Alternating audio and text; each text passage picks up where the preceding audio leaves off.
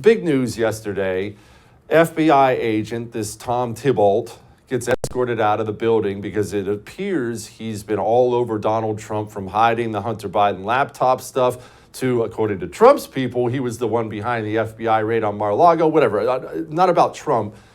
That sounds like an organization that can't continue to exist anymore, Blake. Now, I'm not going to ask you to agree with me on that, but escorting an FBI agent out of the building who did that to his political opponent isn't near enough. The rest of them have to see someone like that go to prison.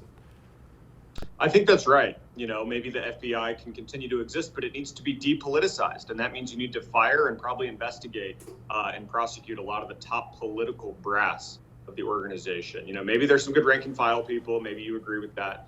But what we're seeing now from Joe Biden's DOJ, Merrick Garland's weaponized DOJ and FBI, it really is coming close to the end of America. Like, you can't have law enforcement selectively enforce the law and attack Republicans, attack conservatives, and protect Democrats. Like, that's not the way it works. That's not America. That's Venezuela. That's, Honduras.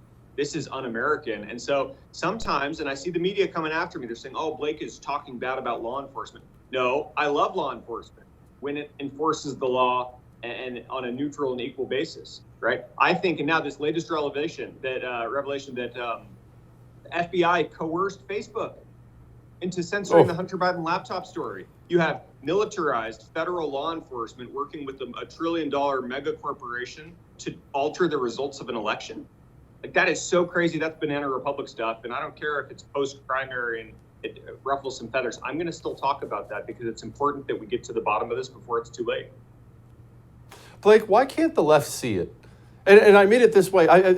You just described it pretty perfectly, but it's an organization. Let's call it 100 people. I know it's a lot more than that. If I start a company and I have 100 people there, and all my vice presidents are scumbags, all the guys underneath them are scumbags, the top of the company is scumbags, but I've got 4 decent people working in the mailroom, I don't have a company with a couple bad apples. I have a bad company. The guys in the mailroom are going to have to go to something else. Why can't the left see that you're creating some kind of monolith that's going to knock on your door one day too when you give them this kind of power? Well, they're short-sighted, but you said it. It's because they're intoxicated with that power, right? We on the right understand this. We believe in limited government, right? Power corrupts, and absolute power corrupts absolutely. The left thinks that this weaponized machine, it's convenient because they're only going after their political enemies. No, someday that machine's going to get turned on the left. And I don't want that. I don't want the FBI to be partisan in a right-leaning direction. No, we want equal administration of justice. We want the rule of law. But the left is playing with fire here. It really is. And once you let that genie out of the bottle, of course, you get authoritarianism. And it's really hard to defeat. That's why we need to put a stop to it now.